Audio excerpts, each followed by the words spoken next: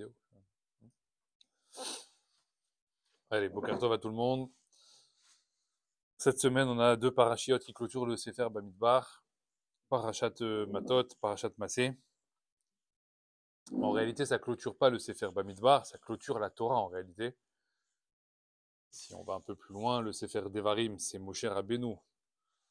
Alors, pas de sa propre écriture à 100%, mais ça veut dire de son initiative, en tout cas, qui a demandé de faire une répétition des lois les plus importantes, les plus chachot de la Torah. Donc en fait, à Kadosh Baruch Hu, pour lui, 4 Sfarim, à la fin de Bamidbar, on a ce qu'il avait prévu de nous donner.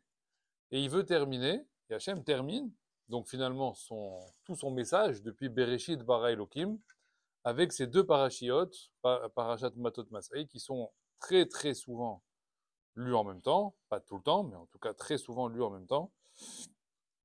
Et donc le message, il est lié l'une forcément avec l'autre. Et bon, on ne va pas faire évidemment les deux parachiotes en entier maintenant, ce matin, là, mais on va essayer de prendre 2-3 notions, un peu piocher dans les deux parachiotes. Essayer de comprendre les notions principales. La première parachat, c'est la parachat Matot. Parachat Matot, elle parle de quoi au tout début de la parachat? Elle parle des Nedarim. Elle parle des sujets de faire des vœux. Et le Or HaHaim Akadosh, il fait remarquer au tout début de la parasha, sur les Nedarim, et c'est quelque chose qui est visible dans la parasha, c'est pas une question, il suffit de regarder le texte, c'est marqué au début de la parasha que Moshe Rabbeinu doit adresser toute la halakha des Nedarim, pas à tout le Ham Israël comme d'habitude. Et d'abord Hachem el Moshe les morts. Normalement, on va d'abord Hachem el Moshe les morts. C'est quoi? C'est à qui? C'est à tout Israël. Moshe, il va rapporter les paroles d'Hachem à tout le Ham Israël. Seulement ici, Hachem, il lui dit non. Les Nedarim, tu vas les donner que au Raché Amatot, que aux chefs de tribu. Tu réunis 12 bonhommes. Et à ces 12-là, tu leur parles des Nedarim, tu leur dis toute la phrase qu'on a après derrière là. Et si une elle a fait un vœu et son mari est machin, etc. Tout le début de la paracha. Le Ham Israël, il n'a pas entendu ces phrases-là. Rien du tout. À qui Moshe Rabbeinu il a donné ces phrases-là? Uniquement au Raché Amatot. Uniquement au prince, au chef de tribu. Demande le Or HaHaim Akadosh. Pourquoi dans toute la Torah Kula, tu dis que Moshe Rabbeinu il doit se mettre devant le Ham Israël, il doit donner la Torah à tout le monde? Et Dafka dans les Nedarim, tu veux pas que Moshe il en parle au peuple entier. Il faut qu'il en parle que au Raché Amatot. Dans la Gemara Chagiga, Rashi là-bas, il va un peu nous aider dans ce Inyan. Il va dire comme ça, une phrase un peu bizarre. Il va dire la possibilité d'annuler un vœu, ou pas forcément la possibilité, la manière dont on a le droit d'annuler un vœu, Atarat Nedarim, Afarat Nedarim, toutes ces notions-là, la manière dont c'est autorisé d'annuler un vœu, n'a pas été dit explicitement dans la Torah. C'est pas marqué. Comment annuler un vœu? Même dans la paracha de cette semaine, où on nous dit que ça a été dit au Raché Amatot seulement. On nous dit ici, une femme, etc., Afara, tu l'annules. Comment? Elle est où la halakha de comment? Pourquoi Hachem il l'a pas mis dans la Torah et qu'est-ce qu'elle devra faire? Et elle devra. Il n'y a pas marqué. Rachid il dit toute la section des Nedarim, elle a été dite de manière un peu abstraite. Alors elle n'est pas dite à tout le peuple entier. Elle n'est pas dite complètement avec toutes les halakhot. Alors pourquoi Hachem il fait ça, une chose pareille? Et Rachid il explique là-bas dans la Gemara et il dit Akadosh Baruch Hu a voulu renforcer la gravité de faire des Nedarim. S'il avait écrit dans la Torah, voilà, quelqu'un, il peut faire un Neder, et il peut aussi annuler son Neder de telle et telle manière. Alors, qu'est-ce qu'on aurait dit, nous, comme on est des gens super sympas et des gens super honnêtes? On aurait dit, c'est magnifique, ça. Je dis à quelqu'un, demain, ouais, je serai là, je te promets, demain, je suis là. Je rentre chez moi, après, je dis, oh, ça me saoule, en fait, j'ai pas envie d'aller. C'est quoi? C'est bon. J'annule le vœu, comme la Torah, elle me dit, etc. Et c'est fini. Et je fais ça. Et je fais ça 10 fois par jour, 15 fois par jour, parce que c'est la Torah. Tu dis, après tu annules. Tu dis, après tu annules. C'est facile. Tu peux faire ça la journée en réalité, dans tout ce que tu dis, à tout le monde. Rashi dit, si Hachem il avait écrit ça tout de suite dans la Torah, les Bnei Israël ils se seraient emparés de cette facilité et ils auraient fait sans arrêt et des Nedarim et des Atarat Nedarim. Et le monde, il ne peut pas tenir comme ça. On a besoin de Némanout dans le monde. On a besoin de... C'est quoi de Némanout? De faire confiance, hein, comment ça s'appelle, de fidélité. C'est quelqu'un, il te dit quelque chose, assume, hein, assume ce que tu dis. Et c'est ce que la Torah, elle va dire juste derrière. Qu'est-ce qu'elle va dire? Elle va dire, il y a assez. Tout ce que la bouche, elle sort, tu dois l'accomplir. Alors toi, tu vas venir me dire, oui, mais il y a Atara, Nedarim, etc. C'est vrai, mais c'est pas marqué dans la Torah. Il n'y a pas marqué comment. Alors maintenant, vous allez me dire, bon, mais ça existe quand même. Oui, alors quand on va regarder maintenant les vrais halachot, dans la Gemara, comment c'est détaillé, comment on doit faire Atara, Nedarim, eh ben on va se rendre compte finalement en réalité qu'en plus de ne pas l'avoir dit, c'est hyper compliqué en fait. Il faut aller devant au moins un Dayan. Après, il y a des cas où il faut aller devant 3 Dayanim. Il y a des cas, il faut aller devant 10 Dayanim. C'est pas facile. Le type, il croit, il a fait un vœu, ah, ça me plaît plus, alors je l'annule. Non, c'est qu'en plus de ça, la réalité de comment annuler un vœu, elle n'est pas aussi facile que ça. Donc un homme, qu'est-ce qu'il doit retirer de ça? La manière dont il va s'exprimer, les mots qui vont sortir de la bouche. Ça, c'est l'une des raisons pour lesquelles Hachem, il n'a pas voulu parler également au Ham Israël en entier. Pourquoi? El Raché Amatot. Il n'y a à eux, on va dire, mon cher Abnou, tu vas leur dire que un vœu, ça peut s'annuler. Un vœu, ça peut s'annuler. Mais ne le dis pas au Ham Israël. Parce que si tu leur dis à eux, ils vont croire que c'est facile. Donc c'est que El Raché Amatot. Eux, ils ont assez de Sehel pour ça, parce que c'est qui les Raché Amatot? C'est les Dayanim. C'est eux-mêmes les Dayanim. Donc eux, tu vas leur dire, si quelqu'un il vient te voir, en gros, et qu'il est en galère parce qu'il a dit un vœu et qu'il voudrait pas, toi, tu connais maintenant la halakha, tu vas pouvoir le sortir de ce pétrin. Mais il ne faut pas le dire à tout le monde que c'est une possibilité. C'est une extension à toute qualité de vœu ou non? Parce que sinon, c'est ce qu'on fait pour... À quel type de vœu vous pensez différent? Vous pensez à quoi dans la question? Je viens demain à la prière. Ken, tout ça, c'est un éder. C'est un éder. Vadaï. Alors, pourquoi on est en train de dire blin éder? Ben c'est ça. C'est justement pour ça. Ah, d'accord, mais on vulgarise le terme éder. Après, il faut savoir pourquoi on le dit. Oui, mais celui qui sait pourquoi il le dit, bevadaï. À chaque fois que je dis quelque chose à quelqu'un, il faut que je rajoute un blin éder derrière.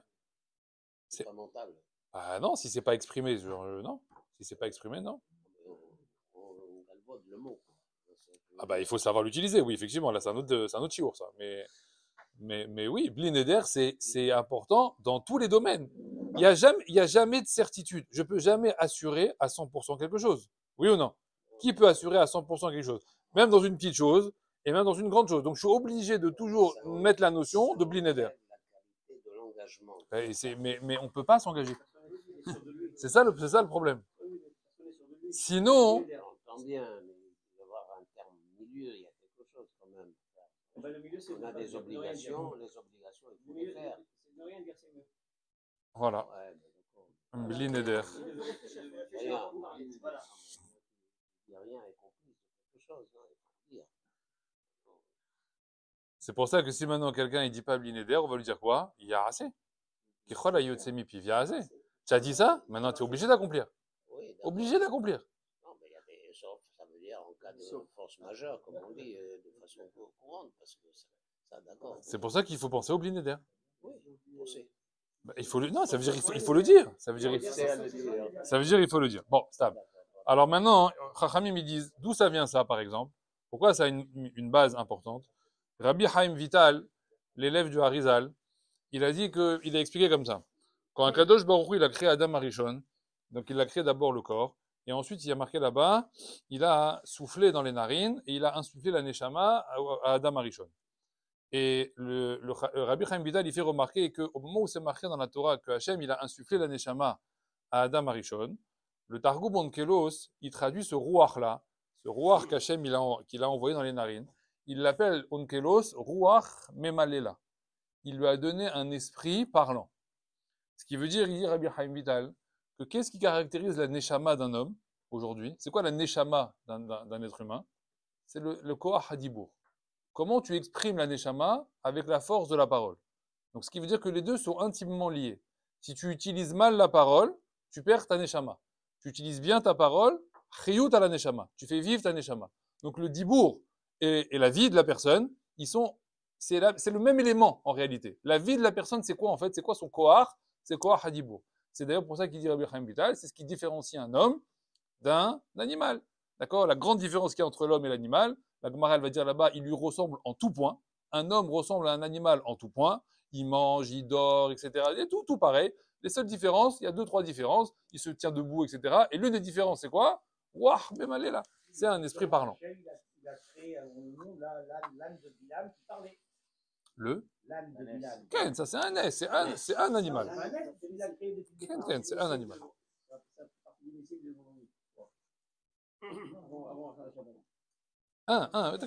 C'est un stable. Oui, mais il a fait que pour. Il a fait que pour.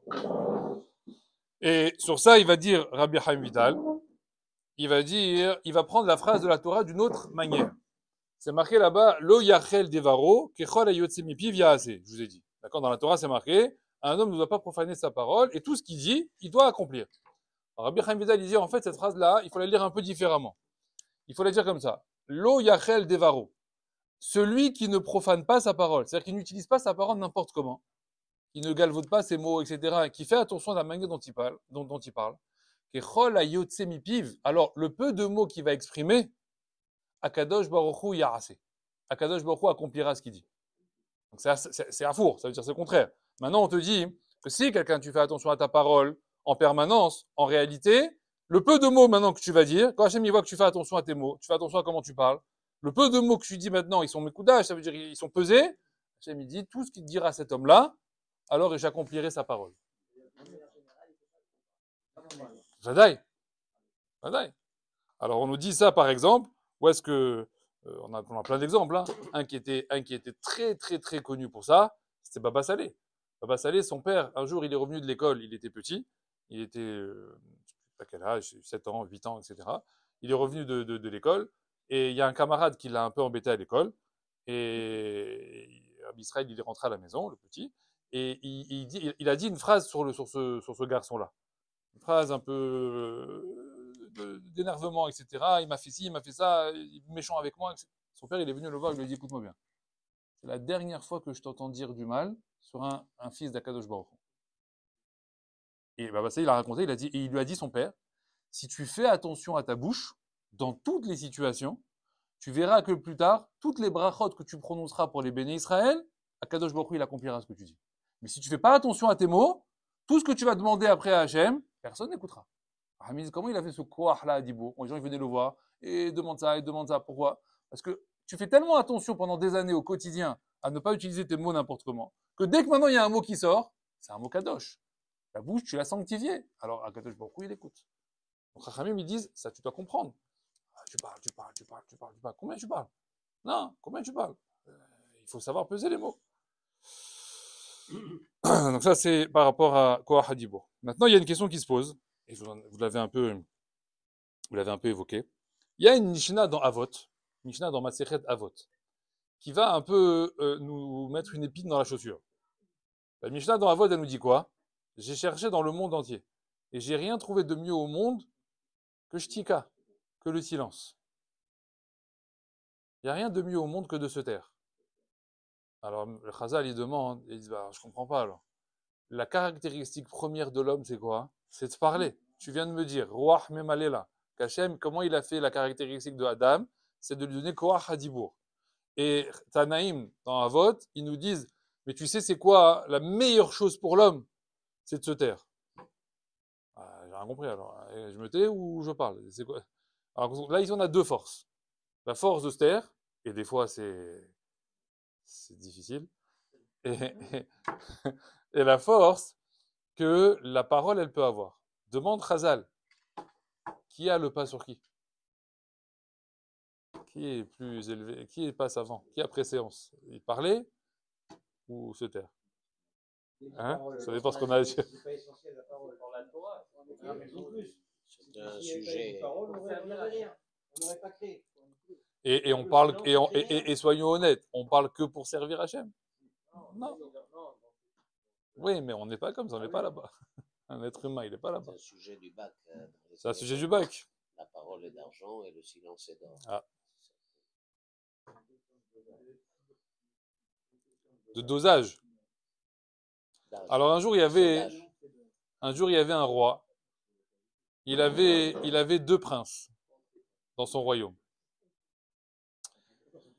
Et les deux princes, ils se disputaient sans arrêt. Un, il disait que c'était la parole qui était la plus importante. Et un, il disait, non, c'est le silence qui est le plus important. Et ils se disputaient comme ça sans arrêt. Un jour, le roi, il en a eu marre de leur discussion. À chaque fois qu'il y avait un banquet à table, les deux princes, ils se disputaient comme ça. Le roi, un jour, il en a eu marre, il a dit, écoutez, ça suffit, moi, je peux plus vous entendre vous disputer sans arrêt sur le même sujet. Il faut passer à autre chose. Écoutez, voilà, je vous laisse une semaine. Mettez vos arguments bien comme il faut. La semaine prochaine, on réunit tout le palais. Chacun vous donnez vos arguments. Je tranche une bonne fois pour toutes. Et après, on passe à autre chose. Très bien. Chacun, pendant une semaine, chacun il bosse son sujet, machin, etc. Très bien, maintenant il fait la réunion. Les deux, ils arrivent devant le roi, et le roi, il commence. Il dit, vas-y, toi le premier, qu'est-ce que tu as à dire? Vas-y, il dit, quoi, Hadibour, la parole, c'est important dans le monde, quoi. On ne peut pas faire de commerce sans parole. On ne peut pas marier une femme sans parole. On ne peut pas éduquer un enfant sans parole. On ne peut pas apprendre, s'instruire si on ne parle pas. Quelqu'un qui ne parle pas, il est mis au banc de la société. Il peut pas du tout participer à la vie sociale, à la vie active. Il peut pas se marier, avoir des enfants, etc. Une vie familiale, impossible sans parole. La parole, c'est le cohort de la personne, c'est ce qui va faire naître la personne, c'est ce qui va la faire vivre dans le monde. Il écoute comme ça, il note les arguments. Et il dit effectivement, c'est vrai. C'est vrai que c'est important. Bon, il dit à toi, il dit la parole, c'est catastrophique. Combien de la shonara les gens y font? Combien de destructions ils font en parlant? Combien ils peuvent tuer avec la parole? Combien ils peuvent blesser avec la parole? Dans 99% des cas, un homme, qu'est-ce qu'il doit faire? Il doit se taire. Combien de bêtises il raconte? Combien d'obscénités il dit avec ses mots? Combien de choses inutiles qui ne font rien avancer? Et les gens, à cause de ça, ils sont tristes. Ils peuvent même tuer avec ses mots. C'est marqué dans là, c'est marqué. Pour le coup, c'est marqué. Hein, quelqu'un qui fait la shonara, il tue plusieurs personnes. Donc la parole, elle est quoi? Elle est destructrice. Elle n'est pas du tout constructive. Mais elle est en majorité, ce qu'il disait. Elle est en majorité. Elle est en majorité destructrice. Alors le roi, il regarde comme il écoute, il met les arguments comme ça. Il est très embêté. C'est vrai. Il aussi a raison. Il aussi a raison. Les deux, ils ont. C'est dommage. C'est important. Il hésite. Et le premier, il dit, monsieur le roi, je peux rajouter quelque chose? J'ai oublié une notion. Ah, il dit, oui, ça m'intéresse. Qu'est-ce que tu as à dire? Il dit, il y a un truc que je ne comprends pas. Comment mon opposant il s'est défendu en utilisant mon koach à moi pour parler, pour dire que le silence il était le plus important. Il a bien été obligé de parler. Alors moi je propose qu'il refasse ses arguments et qu'il se défende avec son koach à lui, en se taisant. Et s'il arrive à vous prouver que le silence est plus important de cette manière, alors moi aussi je m'inclinerai. Le roi il s'est tourné vers l'autre, il lui dit ah, ok, il a raison. Alors défends-toi maintenant sans parler. Il n'a pas réussi. Qu'est-ce qu'il a dit le roi? Les deux, ils sont importants. Les deux, ils sont hachou. Aval, c'est qui le Icar? Le principal, c'est quoi? C'est de parler, en réalité. C'est véritablement, le Koach Hadibour, il a une importance fondamentale. C'est vrai que quand tu n'as rien à dire, ou que tu as peur de parler, alors la Mishnah, elle va te dire là-bas, tu as peur de dire des bêtises, tu vas dire n'importe quoi, ok, Koach Hashtika. Tais-toi, et c'est mieux, et au moins tu ne feras pas de bêtises. Mais normalement, un homme, il doit quoi? Il doit, oui, parler. Il doit savoir dire des choses en peu de mots. C'est la seule chose qu'on lui demande. Avec peu de phrases, peu de mots, tu dois réussir à faire passer le message nécessaire. C'est ce qu'a dit la Gemara Kiddushin. La Gemara Kiddushin, elle dit ce qu'un homme dit en une phrase, la femme, elle le dit en 10. Pourquoi? Pas par rapport à ça. C'est pas le chiffre 10 qui m'intéresse. C'est pourquoi un et plusieurs pour la femme. Pourquoi est-ce que moi je peux dire en un, elle doit le dire en plusieurs phrases? La Gemara, elle dit parce qu'on lui a mis sur elle le rôle du chinour yeladim, de l'éducation des enfants. Et pour éduquer un enfant, quand il faut lui expliquer quelque chose, un enfant ne peut pas comprendre si tu lui imposes des choses en 2 mots. Il a besoin qu'on lui dise, qu'on lui explique, et qu'on lui réexplique, et qu'on revienne avec des mots de régège, de sentiments, etc. Papa, il va arriver, il va voir sa femme en train de parler. Mais moi, c'est réglé en 10 secondes, moi. Moi, je prends les haricots verts et je lui fous dans la bouche, il les a mangés. Pourquoi tu veux lui expliquer maintenant c'est quoi les haricots verts, et d'où ils sont les haricots verts, et comment on a planté les haricots verts, et pourquoi c'est bon pour la santé, etc. Mais c'est quoi toutes ces phrases qui servent à rien? Tu veux qu'il mange? Donne-moi l'assiette. Bon, dans 2 minutes, il a mangé, c'est fini, ça y est, stable. J'ai dit 3 mots et il a mangé. Demande les mefarshim et ils disent, mais c'est pas ça un chinour. C'est pas un chinour, ça. Tu l'as pas éduqué quand tu fais ça. Allez, laisse tomber. J'ai donné à la femme koach hachinour. C'est quoi le koach hachinour? Explicatif. Le regesh, le sentiment. Donc Hachem, il lui a donné le koach de pouvoir parler, reparler encore, etc. pour les enfants. Aval de ça, on apprend à réaliser que parler beaucoup n'a d'intérêt que pour quoi? Que pour l'éducation des enfants.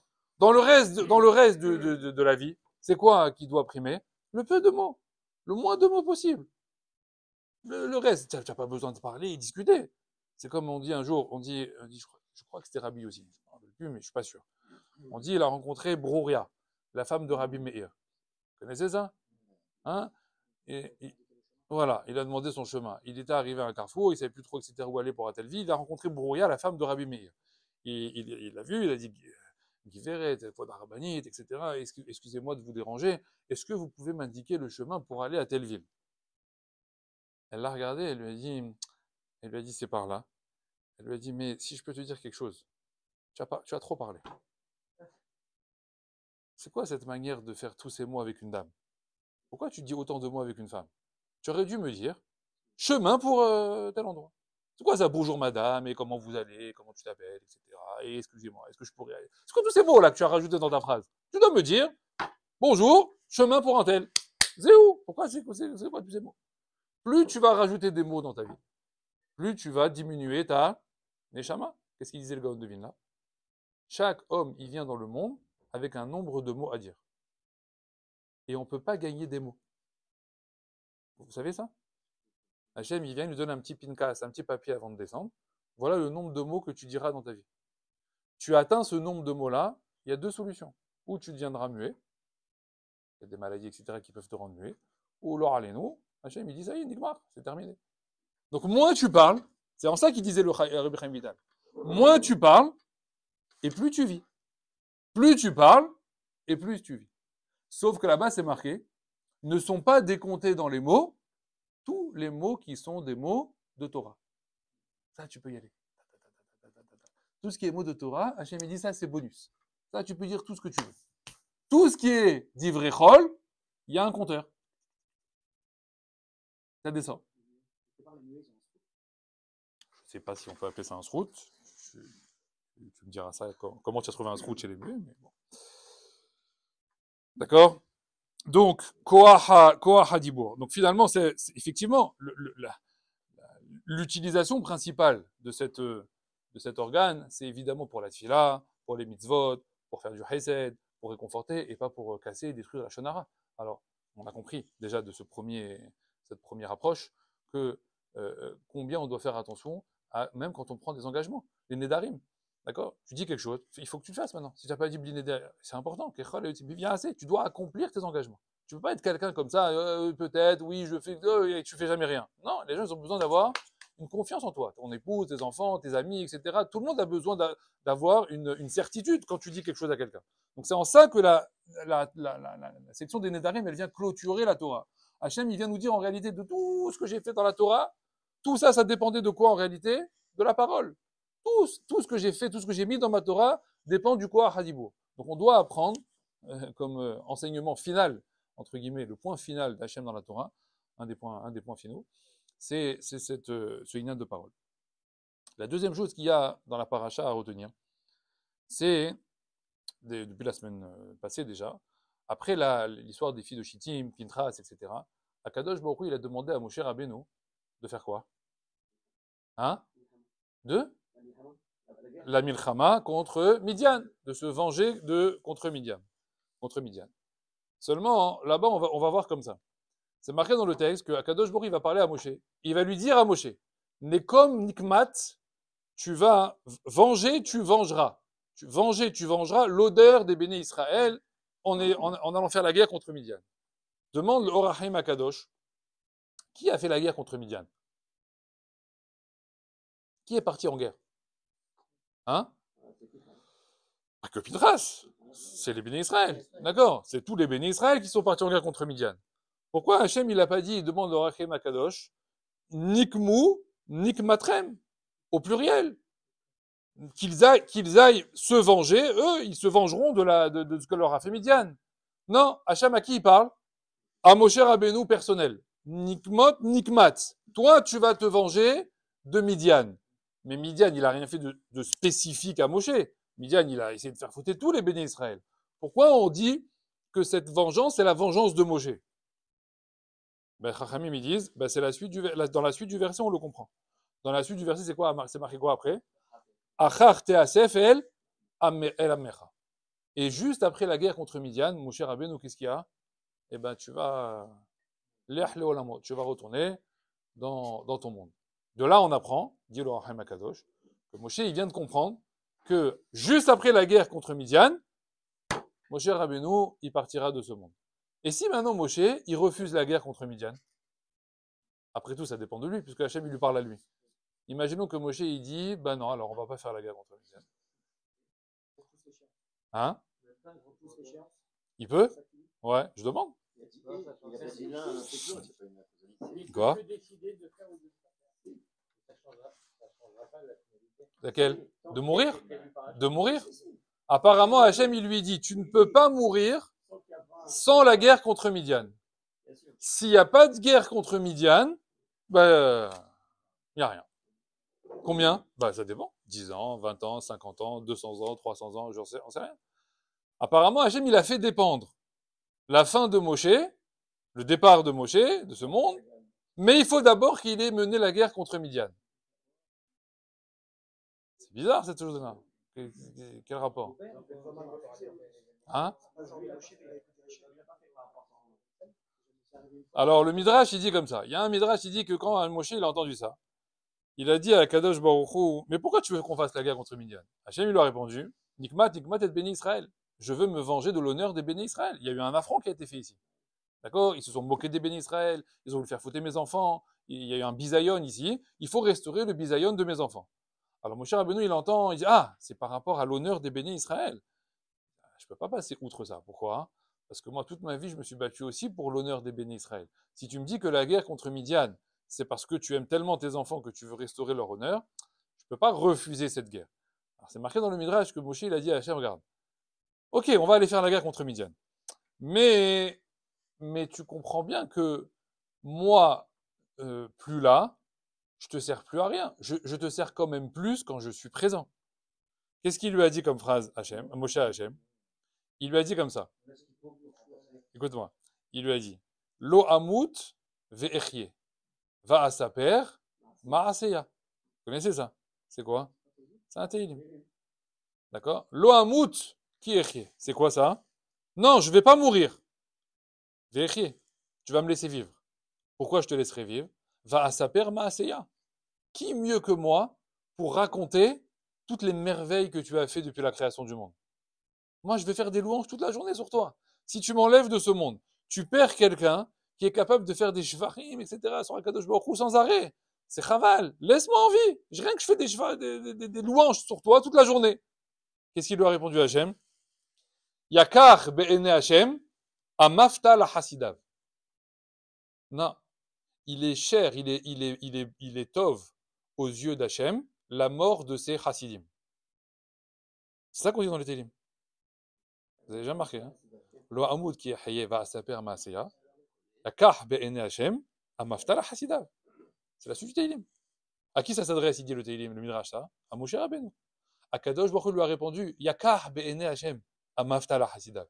Mais non, c'est bon à mes yeux, la mort de ces chassidim. Rachamim, il dit, normalement, cette phrase-là, on la transforme un petit peu.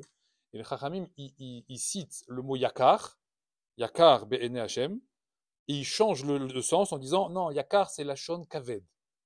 Ça veut dire c'est lourd, c'est pesant, c'est triste pour Hachem, la mort de ses chassidim. Ça, je comprends, évidemment. Midrash, il dit ça, on le traduit comme ça, pour tous les chassidim de l'histoire.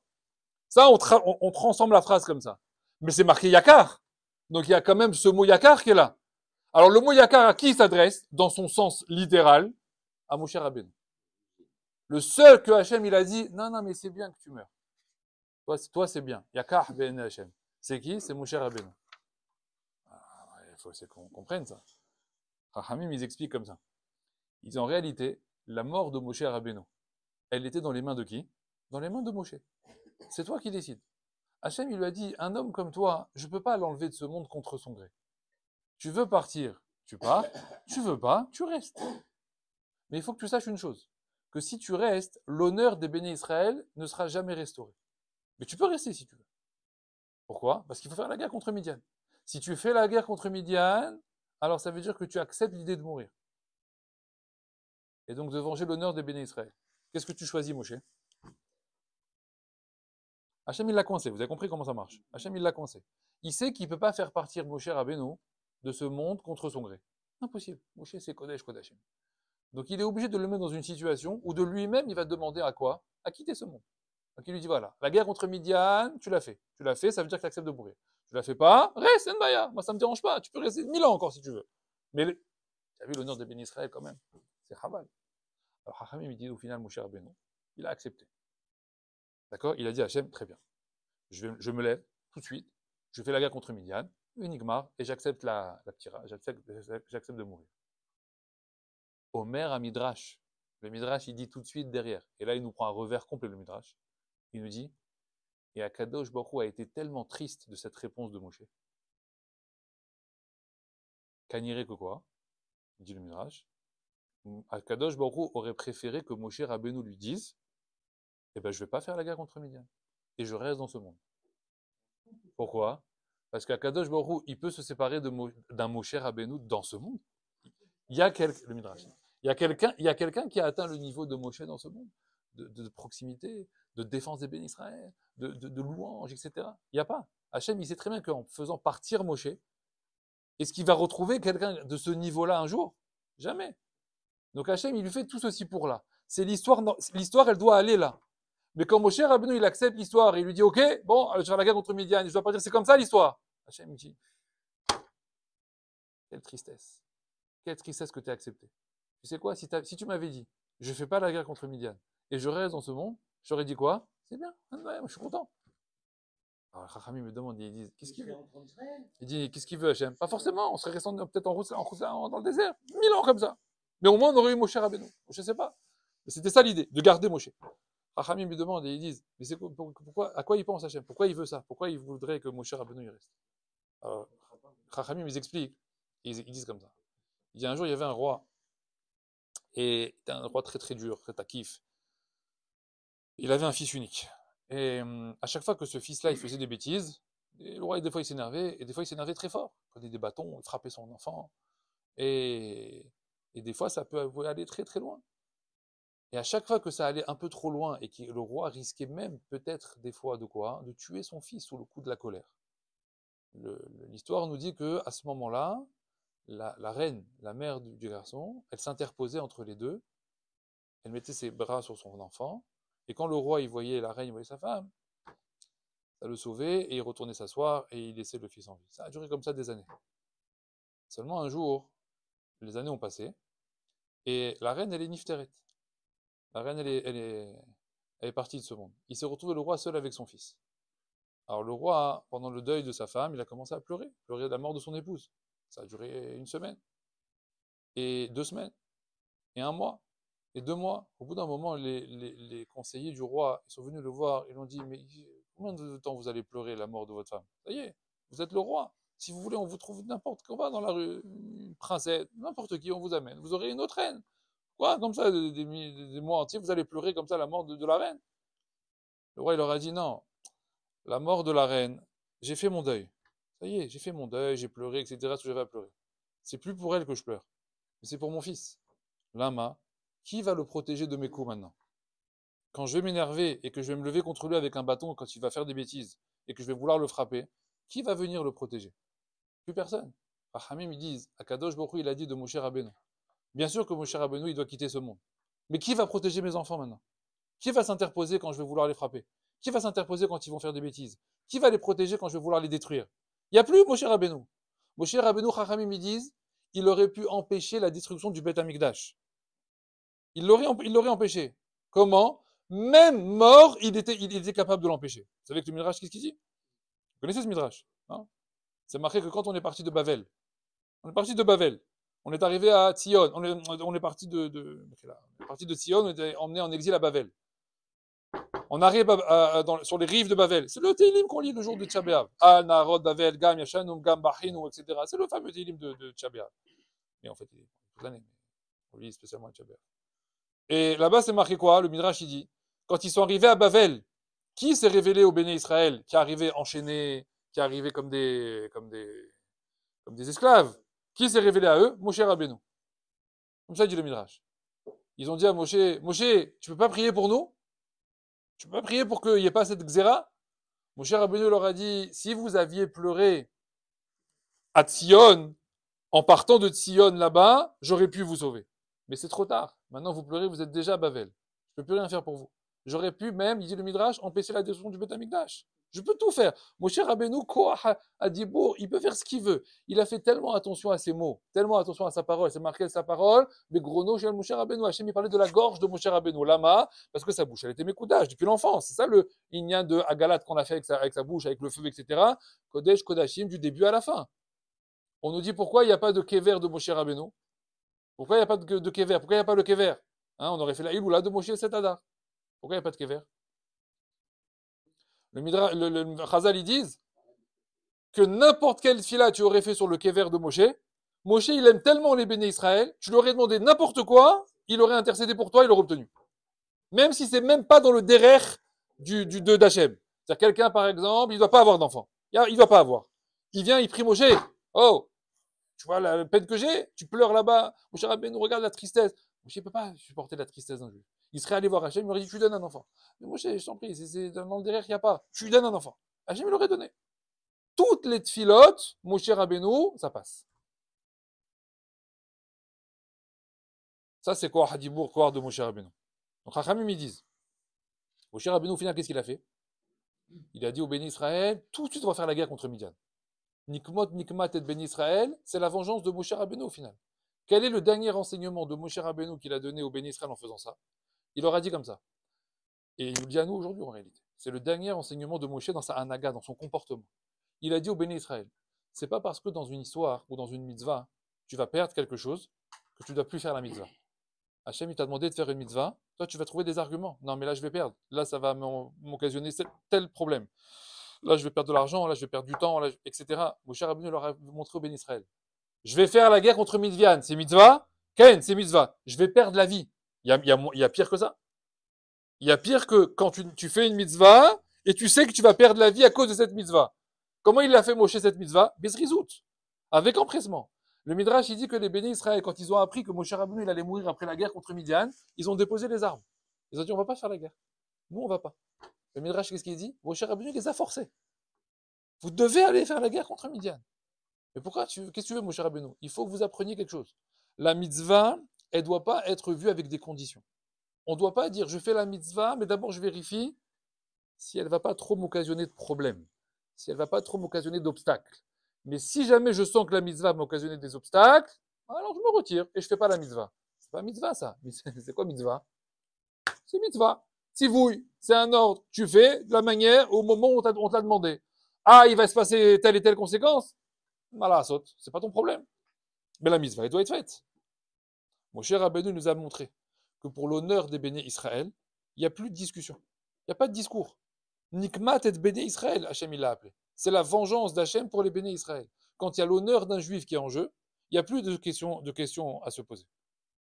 Alors, puisqu'il savait qu'il allait mourir, pourquoi est-ce qu'il a fait autant de prières auprès d'Hachem jusqu'à ce que Hachem lui dise si tu rajoutes encore une prière, je l'attendais celle-là. Chazak ou Barour. Alors, malheureusement, tu m'as déjà posé cette question à peu près 10 fois sur les... sur les 10 dernières années. Mais c'est pas grave, c'est pas grave. C'est pas grave. La anaga principale de la Torah, c'est la Chazara, donc c'est pas grave. C'est pas grave. En baya, on va répéter, c'est pas grave. En baya. Moshe Rabbeinu, quand il a prié les 515 tfilotes, on nous explique, on va être Hanan, pour rentrer en Eretz Israël, c'était pour un objectif. D'arriver à entendre de la bouche d'Hachem, et que nous, on entende également de la bouche d'Hachem, encore une tefila, et je vais être obligé de faire ce que tu me demandes.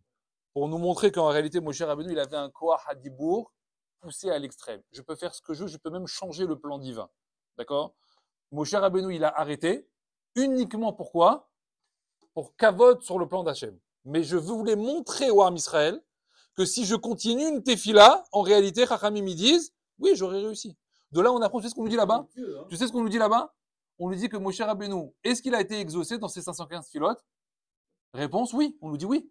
Tu vas dire, ben non, voilà, il n'est pas rentré. N'importe quoi. Mais là-bas, comment ça ressort au final à Maskana? C'est que oui, il a été exaucé. Puisque Hachem nous a déclaré, tu rajoutes une, et je serai obligé de te donner ce que tu demandes. Mais c'est pas dans le plan. On sait très bien que Moshe ne doit pas rentrer, il ne doit pas construire le Beth Amikdash, etc. Avec le Koach Hadfila, le Koach Hadibour qu'il a fait Moshe Rabbeinu, en réalité, oui, il aurait pu passer. Pourquoi le Midrash dit alors qu'il quand Moshe il a dit ok, je vais à Midian, je rentre en guerre. Parce que Hachem, il sait très bien. Ken, c'est pour ça que je dis que le Midrash, il nous a pris à revers. Parce que Hachem, il a un plan. Il sait très bien qu'il doit faire partir Moshe. Donc Moshe, qu'est-ce qu'il va accepter? C'est sûr qu'il va accepter Nikmat Béné Israël, et c'est sûr qu'il va accepter de mourir. Aval, ça n'empêche pas Kadosh Baruch Hu, dans cette histoire-là, de savoir reconnaître, regarde ce que je perds. Qui va protéger les Béné Israël maintenant? C'est une tristesse, mais qui est inéluctable, en réalité. Le Midrash, il continue après là-bas derrière. Il dit, c'est pour ça qu'Akadosh Baruch Hu, il va récupérer la Neshama de Moshe, il la remettra dans la Neshama du Mashiach. D'accord? Goël Rishon, Goël Aharon. Il peut pas se séparer de Moshe Rabbeinu. Il sera obligé de le retrouver à un moment donné. Ce Mashiach-là, cette Neshama-là, elle est tellement Kadosh que Hachem ne peut pas s'en dissocier. Non, mais quand il y a eu la position de pouvoir entre lui et Yehoshua, Yehoshua c'était devenu le chef, Moshe est resté à l'extérieur de la tente pour. Il ne peut pas entrer, quoi. Ouais. Donc, c'est alors, une sorte d'humiliation, entre guillemets. c'est pour, J'ai été le chef des chefs et maintenant je me soumets, quoi. ça, c'est Chachamim, ils disent que c'est Milachon Nes. C'est un Nes qu'Hachem il a fait de diminuer la Torah de Moshe pendant un temps pour lui montrer justement que Yehoshua il était passé au-dessus de lui. Et c'est là que Moshe Rabbeinu, en réalité, on comprend que de lui-même, il a dit, il vaut mieux que Moshe meure, que 1000 Moshe meurent, plutôt que j'ai un soupçon de Kin'a envers quelqu'un. Voilà. Chachamim, ils disent que tu vois bien qu'encore dans ce cas-là, que c'est Moshe Rabbeinu qui doit accepter et demander la ptira. Mais si Moshe de lui-même, il persiste, Hachem ne peut pas l'enlever. Donc il est obligé de le mettre dans un matzav où de lui-même, il va finalement demander à quoi? Non, c'est quoi, je préfère partir. Laisse tomber, je préfère m'en aller. Ça, ce qu'il a fait là-bas, c'est Moshe qui a demandé. Moshe, il a dit, eh ben, fais-moi l'élève et Yehoshua le rave, c'est pas grave. Moi, j'accepte l'idée d'être l'élève et lui le rave. J'accepte ça. Je vais te montrer c'est quoi un élève et quoi un rave. Toi, tu as été toujours dans la peau du rave. Donc, tu sais pas c'est quoi être dans le niveau de l'élève. Ben, je vais te mettre dans la peau de l'élève. Mais la peau de l'élève, c'est quoi? C'est d'avoir des manques, des incompréhensions, de pas savoir qu'est-ce qu'il fait le rave, etc. Je vais te mettre dans cette peau-là. Tu vas accepter ça? Quand Moshe Rabbeinu, il a vécu ça pendant quelques minutes, il a dit, oh, c'est une souffrance. C'est une souffrance. Je peux pas vivre comme ça. Alors, il a demandé à Hachem, ok, j'accepte l'idée. Mais tous les midrashim qui sont en rapport avec la mort de Moshe, ils sont tous dans le même inyan. C'est quoi? C'est Hachem qui essaye de faire comprendre à Moshe qu'il faut partir, et si Moshe n'accepte pas, il part pas. Le dernier midrash qui parle de ça, c'est même à la fin, quand Moshe Rabbeinu il a accepté tout ça, tout ce que je vous ai dit là, il y en a plein de midrashim qui parlent de ça. À la fin, Akadosh Baruch Hu, il est venu prendre la neshama de Moshe. Ouais. Qu'est-ce qu'elle a dit la neshama? Elle a dit, je bouge pas, moi. Hachem, il a dit, mais si, il était d'accord, Moshe, de sortir. Il faut partir maintenant. La neshama, elle a dit, non, je ne veux pas partir d'ici, moi. Je ne bouge pas du corps de Moshe Rabbeinu. Hachem, il lui a dit, mais je vais te prendre avec moi. Je vais t'amener avec moi. C'est Hachem qui est venu prendre la neshama de Moshe. C'est pas comme les autres malacham avaient dit ça. Hein, Aaron, Myriam et Moshe, c'est Hachem qui est venu lui-même. Hachem, il lui dit à la neshama, c'est Hachem qui parle à la neshama, et il veut rien dire ce midrash. Il lui dit à la neshama, mais je vais te prendre avec moi, je te garde avec moi, dans le Kisei HaKavod, je te ramène au Kisei HaKavod, je te mets sur mes genoux jusqu'à l'arrivée du Mashiach, tu vas rester avec moi, avec Hachem sur mes genoux. Viens. Qu'est-ce qu'a dit la neshama? Non, je viens pas. Pourquoi? Hachem, il demande, la main, il dit, écoutez bien cette phrase, la neshama, elle a dit, je suis plus proche de toi dans le corps de Moshe que je le serai sur le Kisei HaKavod. Bah oui, elle a une fonction dans le corps de Moshe. Elle a plus une fonction dans le... Ici, j'ai atteint un tel niveau qui a dépassé celui des malachim. C'est-à-dire que j'ai atteint le plus haut niveau qu'un homme il peut atteindre dans ce monde-là. C'est-à-dire au niveau le plus bas, j'ai commencé dans un corps de chair et de sang, etc. On a gravi les échelons. Et je suis arrivé au niveau, j'ai dépassé les malachim. On en parle de quelqu'un qui a parlé PLP avec les anges. D'accord? Qui sont à chaque fois qu'il parle, c'est du feu qui sort un feu divin, un feu rouhani qui sort de la bouche des malachim. Et Moshe, il parle. On a atteint ce niveau-là. Quelqu'un qui n'a pas mangé pendant 40 jours, 40 nuits, bah, Bachamaïm. Quand on réfléchit un petit peu, on se dit, c'est quoi ça? Moshe, c'est un homme, c'est un ange, etc. Que Hachem, il a déclaré sur Moshe, je ferai de toi devant Pharaon, Elohim, je ferai de toi un Dieu devant Pharaon. Il y a des mots comme ça il faut comprendre l'impact. Comment on l'appelle Moshe? Ish Elohim. Un homme divin. Il est coupé en deux, quoi. C'est un homme qui est devenu presque à l'image d'une divinité. Alors, Moshe Rabbeinu, Hachem, ça on l'avait déjà parlé plusieurs fois.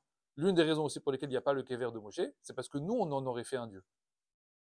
Nous, il y avait une crainte que les hommes qui ont connu Moshe Rabbeinu et à travers les générations, on fasse de Moshe Rabbeinu une sorte de divinité. Et tous ceux qui diront le contraire, on voit aujourd'hui qu'avec des rabbanim qui sont largement inférieurs à Moshe Rabbeinu, qui ont traversé les temps, il y a eu des courants qui ont élevé des rabbanim avec des gvarim, etc., leur kever, à ces rangs-là, à ces rangs de Mashiach, je sais pas quoi, divinité, je sais pas quoi, etc. Hachem, il dit, ça, c'est pas la Torah, ça n'existe pas, ça. Kever, il est dans la tombe, le nom est dans la tombe, c'est fini, c'est Digmar, l'histoire, elle avance. Mais Moshe Rabbeinu, ça aurait été, limite, on aurait tous habité autour de la tombe de Moshe Rabbeinu. Imagine, tout ce que tu demandes, Moshe Rabbeinu, il te donne. Donc Hachem, il a dit ça, je veux pas. Mais ça nous montre en réalité le niveau de Moshe. Et complètement. Oui, c'est vrai, il y avait une crainte. On a vu plein de midrashim à travers les parachiotes, etc. Bon, là, on fait un petit sipour général, on fait un petit résumé. Mais quand Moshe Rabbeinu il fait des nissim en Égypte, tous les bénis Israël ils disaient c'est Moshe Rabbeinu qui fait les nissim.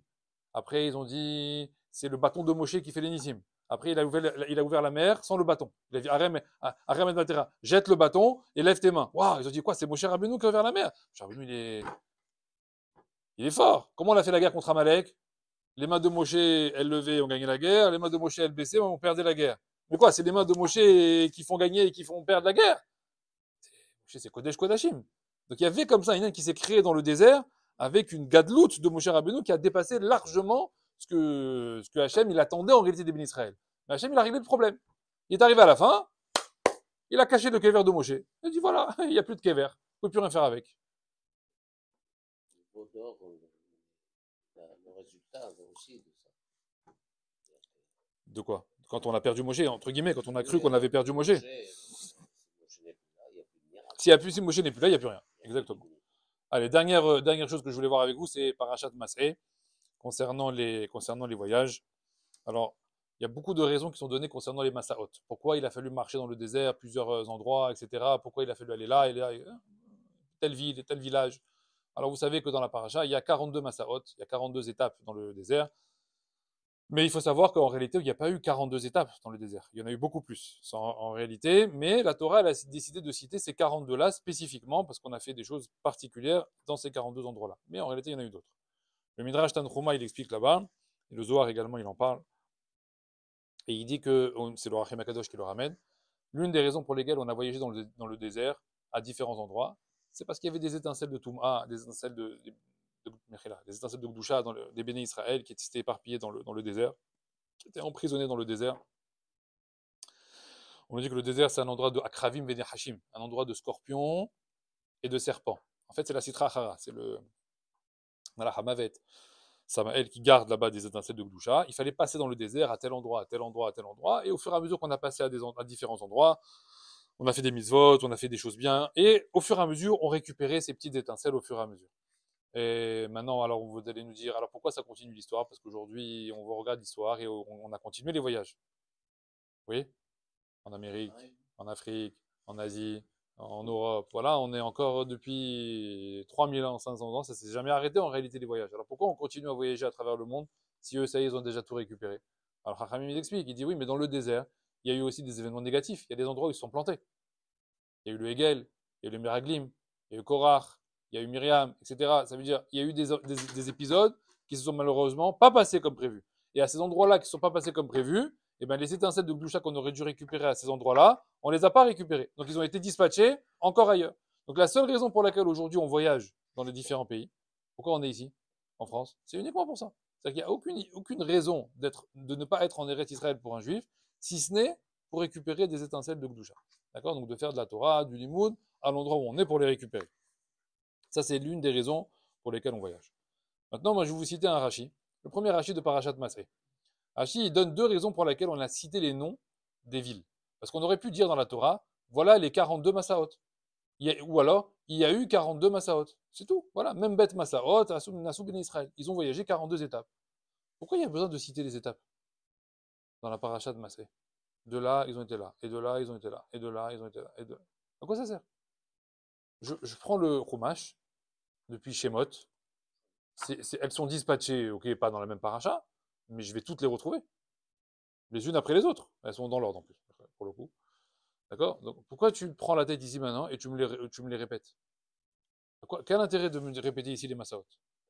Rashi, il nous donne deux midrash. Rabbi Moshe Adarshan et un autre midrash, le midrash Tantruma. Il dit Rabbi Moshe Adarshan, il explique comme ça. Akadosh Baruch Hu, il a voulu nous montrer ici, on a cité les Massaot pour montrer le chesed d'Hachem. Pourquoi? Quand tu vas calculer les Massaot, bien maintenant là, comment ils sont répertoriés, tu vas te rendre compte en réalité que Hachem, il n'a pas fait voyager les bénis Israël toutes les 5 minutes. Tu vas te rendre compte qu'il y a des endroits, on est resté, c'est vrai, quelques heures, mais il y a des endroits, on est resté plusieurs mois, et des endroits, on est resté plusieurs années. Donc si tu croyais qu'Hachem, il a voulu comme ça faire traverser les bénis Israël sans arrêt et les faire, bouger et les en difficulté, non, Hachem, il n'a pas fait ça. Hachem, il a eu chas du kavod des bénis Israël, et plein de fois, il les a laissés tranquilles. Il les a laissés à certains endroits.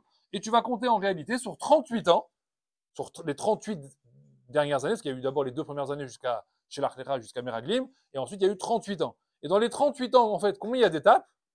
Il y a 20 étapes. Bon, tu pourras me dire, ça veut dire que dans les 2 premières années, il y en avait 22. Bon, là tu diras, Hachem, il a poussé le bouchon quand même. Les 2 premières années, c'était un truc qui ne s'est pas arrêté. Bon, mais après les 38 ans, Hachem, il a dit, bon, maintenant vous allez rester dans le désert pendant 38 années supplémentaires. Alors, ça s'est calmé. 20 étapes seulement. D'accord? Donc ça, c'est pour nous montrer en réalité le chesed d'Hachem en calculant. Très bien. Le Midrash Tantruma, il dit, tu sais pourquoi on a cité les étapes? Ça ressemble à un roi qui avait un enfant malade, qui l'a pris dans ses bras pour l'amener guérir vers un médecin. Le médecin, il habite dans une autre ville. Il a pris son enfant dans les bras et il a traversé les villages pour aller l'amener, les refouatos, pour l'amener guérir. Bon, il est arrivé là-bas à destination. L'enfant, il a donné au médecin. Le médecin, il a guéri l'enfant. Et maintenant, le papa, le roi et son fils, ils retournent au palais. Ils rentrent à la maison. Et ça ressemble à ce roi-là qui rentre chez lui à la maison. Et qui, en rentrant à la maison, il repasse par les mêmes étapes par lesquelles il était passé à l'aller. Et à chaque étape, il dit à son fils, ah, tu te rappelles? Ici, là, c'est quand tu as eu de la fièvre. Ah, tu te rappelles ici, c'est quand tu t'es endormi. Ah, tu te rappelles ici, c'est quand tu as eu froid. Ah, tu te rappelles ici, c'est quand t'étais fatigué. Et il lui fait comme ça le sipo de toutes les étapes à l'envers, à rebours, à l'endroit où il était passé. Demande les Mefarshim. Et ils disent comme ça. Le deuxième midrash qui nous raconte ce roi-là, qui nous fait les refouatos pour nous montrer le bien qu'Akadosh Baruch Hu, il a traversé. Chachamim, ils disent, ici, je comprends pourquoi il y a le nom des étapes. Là, je comprends pourquoi il y a le nom des villes. Parce que à cet endroit, il s'est passé ça, à cet endroit, il s'est passé ça, et à cet endroit, il s'est passé ça. Mais dans le premier midrash, tu veux me montrer le chesed d'Hachem. Tu me dis, c'est pour savoir que dans 38 ans, il y avait 20 étapes. Il fallait dire ça, c'est tout. Et pendant 38 années, tu as marché 20 étapes. Mais pourquoi tu me dis le nom des étapes dans le premier midrash? Le chesed d'Hachem avec le nom des étapes, il y a pas plus. Ça va rien changer de plus. Alors les Mefarshim, ils répondent comme ça. Dans la vie d'un homme, le Gaon de Vilna, il dit comme ça. Dans la vie d'un homme individuel, chacun, tout le monde passera par les 42 étapes du désert. Les mêmes bêtes Massaot, c'est pas les mêmes bêtes Massaot des bénis Israël. Les mêmes bêtes Massaot, les 42 Massaot, les 42 voyages des bénis Israël, c'est une vision grossie de ce que chaque juif va vivre dans sa vie individuelle. On va tous passer par ces 42 parties de la vie d'un homme. C'est quoi? Des fois, ça va être mitka. Des fois, il va y avoir des périodes douces. Des fois, ça va être mara. Il va y avoir des fois des périodes amères. Des fois, il va y avoir des périodes de aliyah. On va monter. Des fois, il va y avoir des périodes de chute. On va descendre. Chachamim, ils disent que toutes ces 42 étapes, un homme va les vivre du début à la fin de sa vie de manière obligatoire. D'accord? Hachem, il a fait la vie d'un homme de cette manière. Seulement, on pourrait avoir tendance à croire une chose. C'est que certaines étapes de notre vie, quand on fait un petit bilan, des fois, on se dit, tu pouvais pas enlever celle-là, là. Cette petite période là que j'ai vécue là de 2009 à 2010, elle était dure quand même cette étape que tu m'as fait subir. Elle était vraiment nécessaire. On ne pouvait pas passer directement de 2008 à 2011. Parce que cette année-là que tu m'as fait vivre, elle était quand même compliquée. Hein. Imaginez que quelqu'un, il a eu, je sais pas, un enfant, et l'année d'après, il a un enfant qui tombe malade. Ça dure 1 an. Maladie compliquée, inquiétude, etc. Après 1 an, finalement, ça se passe bien, il guérit. Et l'année d'après, il y a, je sais pas moi, une nouvelle naissance, une simcha. Alors, on va tous dire, Hachem, tu pouvais pas me faire passer par naissance, tout va bien, et naissance. C'est quoi ce truc-là? C'est quoi cette galère que tu m'as mis au milieu de, de, de, de, de peine et de souffrance? Quand vous regardez les Massaot, il y a quelque chose qui est très bizarre. Il y a marqué, ils sont allés de A à B. Et après, ils sont partis de B et ils ont été à C.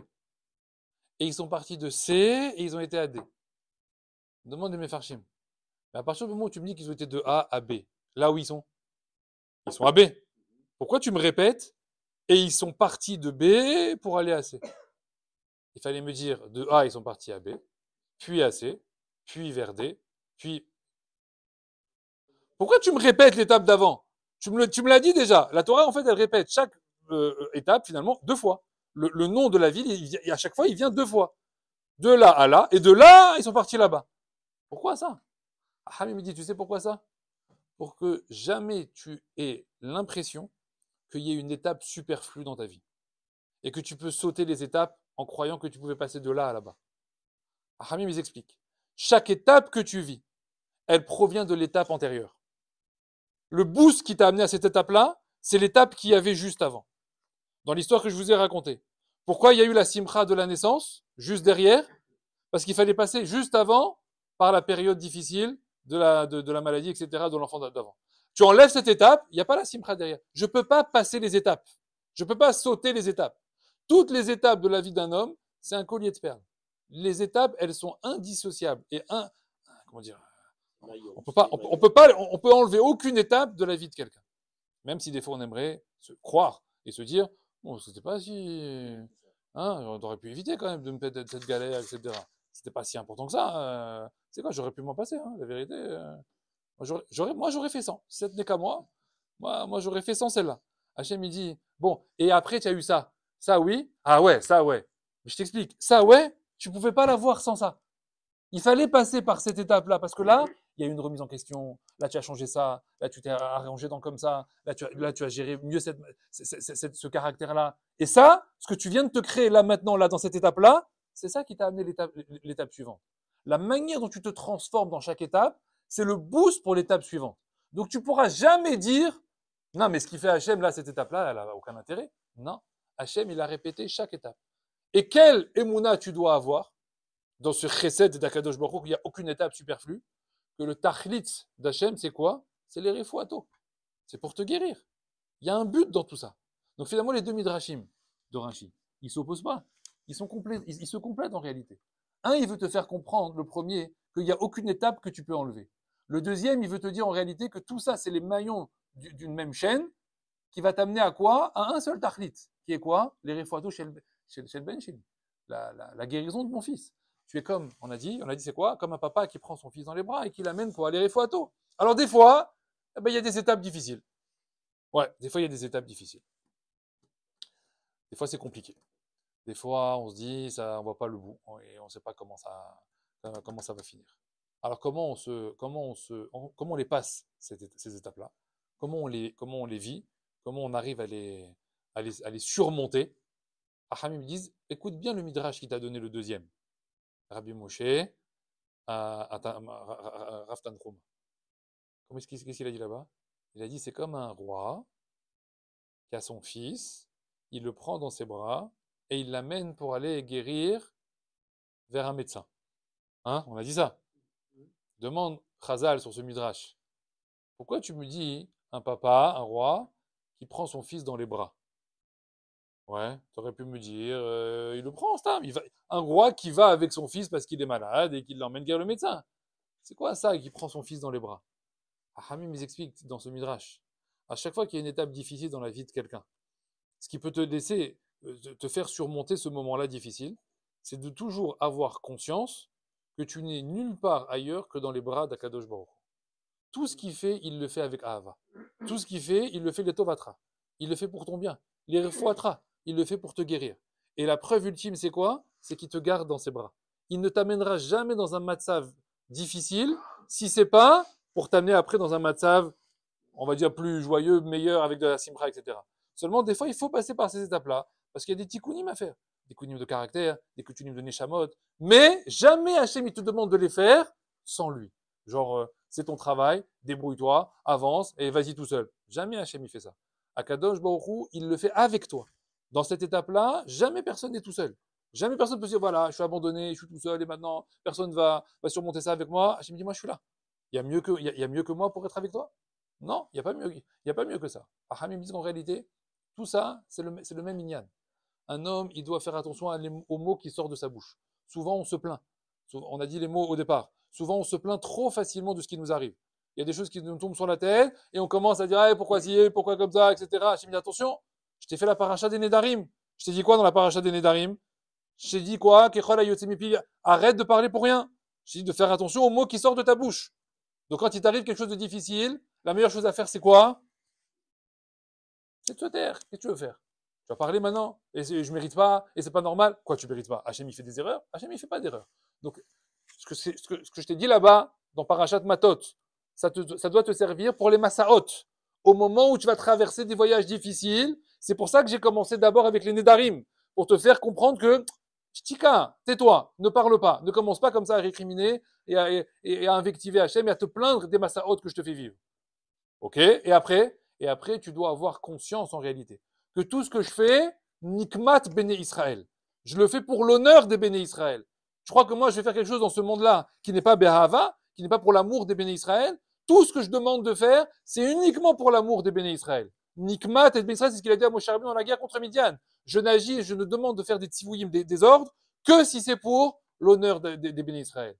Et où est-ce qu'on apprend ça? Où est-ce qu'on le voit? Dans les Massaot. Je suis le papa qui amène l'enfant dans mes bras et qui l'amène que quoi? Les Tovatra ou les Refuatra. Uniquement pour le guérir. Même si c'est des moments, c'est vrai, difficiles, c'est des moments compliqués, mais aval, je le prends dans mes bras et il est avec moi. Si on a conscience véritablement que dans chaque massad, que dans chaque étape de notre vie, on n'est nulle part ailleurs que dans les bras d'Akadosh Baruch Hu, alors on pourra accepter chaque matzav qui nous donne, chaque nisayon qui nous donne, chaque épreuve qui nous donne, et transformer le nisayon en es. C'est la même racine.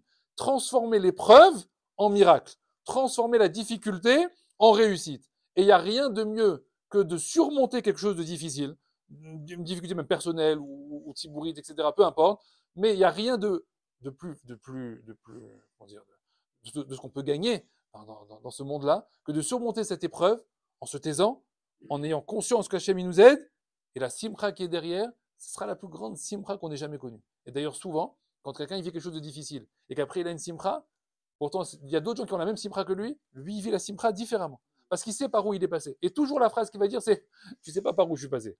Toi, tu as eu ça, tu as eu un enfant, tu t'es marié, tu as eu un enfant au bout d'un an. Tu as fait une simra. Moi, j'ai eu un enfant au bout de 15 ans. Mais les deux, ils ont eu un enfant. Pourquoi lui, il a une simra comme ça et lui, il a une simra comme ça? Aham, il me dit, c'est la même simra? Non, ça n'a rien à voir. Celui-là, il a une simra qui est passée par un nisayon. Celui-là, il a une simra qui a été facile. Il aura d'autres nisayon dans d'autres domaines. Mais tu vois que finalement, c'est pas l'élément qui est producteur de simra ou pas. C'est quoi? C'est l'étape par où tu es passé. C'est le chemin qu'Hachem t'a fait emprunter qui te rendra la simra véritablement plus grande ou moins importante. Je vous donne un exemple. Là, il y a une maman comme ça, elle avait pas d'enfant, 18 ans. Une femme comme ça, 18 ans, elle n'avait pas d'enfant. Elle a pleuré tous les rabbanim de la terre. Elle a pleuré tous les gvarot de la terre. Elle était à la panim, au bout de sa vie. Au bout de 18 ans, il y a un rav qui lui a dit, il l'a vu, c'est fini, elle n'avait plus de force. Elle arrivait presque, c'est fini, à un moment donné, je ne pourrais même plus espérer avoir d'enfant. Il lui a dit, l'épreuve par laquelle tu es passé, c'est parce qu'Akadosh Baruch Hu, il a prévu pour toi un enfant qui aura tellement de responsabilités sur les épaules qu'il fallait que tu passes par ces étapes-là. Cette maman-là, elle donnera au bout de 18 ans un garçon, et plus tard, il deviendra Rav Eliashiv. Ça veut dire qu'en réalité, on ne connaît pas comment ça s'appelle, le plan qui amène aux choses. Seulement, quand on est dans la difficulté, on est dans le rocher, donc on croit qu'il va rien se passer d'autre derrière. C'est ça que je vis et je vivrai toujours. Hamim, ils disent, non, c'est que des étapes. De là, tu iras là-bas. Et de là, tu iras là-bas. Pourquoi on répète? Hamim, ils disent, parce que tu ne pourras pas bouger de l'étape dans laquelle tu es tant que tu n'auras pas terminé le travail de cette étape-là. Donc ça ne sert à rien de t'énerver. Ça ne sert à rien de crier que ça ne va pas, que tu n'es pas content, que cette étape, elle ne te plaît pas. Hachem me dit, mais là, tu ne bougeras pas de cette étape-là tant que tu n'auras pas fait le travail de l'étape dans laquelle je t'attends. Donc des fois, c'est difficile. Des fois, c'est compliqué, mais il faut se retrousser les manches. Si Hachem les a mis dans un matzav, alors il faut dire à Hachem, bon, moi je ne veux pas trop rester longtemps là-bas, parce que 19 ans dans un matzav difficile, non, on ne va pas rester des années comme ça. Donc il faut au maximum potentialiser ce temps-là. Donc il faut que je fasse, alors quand ça arrive, peut-être plus de Torah, plus de Cheshbon, plus de Tzedaka, plus de Chesed. Il faut que je me remette en question rapidement pour que l'étape elle passe le plus vite possible, mais au moins que je fasse un Cheshbon, que je montre à Hachem que j'ai compris le message. Quoi, tu crois que Hachem il envoie des choses et c'est efker, c'est gratuit? Non. Un homme, il doit comprendre que tout ce que Akadosh Baruch Hu lui envoie, tout ce que Akadosh Baruch Hu lui fait vivre, ce ne sont que des signaux pour lui demander de réagir. Et ceux qui seront avec moi demain matin, le cours il commencera avec cette phrase. Mais ce sera le début du cours de demain matin. Il faut comprendre c'est que ça veut dire quoi cette phrase. Tout ce que Akadosh Baruch Hu envoie à un homme, ce ne sont que des signaux pour demander à un homme de se réveiller dans un domaine ou dans un autre domaine. Et on verra qu'il y a quelqu'un dans l'histoire, comme Akadosh Baruch Hu a envoyé des signaux et des signaux et des signaux, et il a mis du temps à comprendre.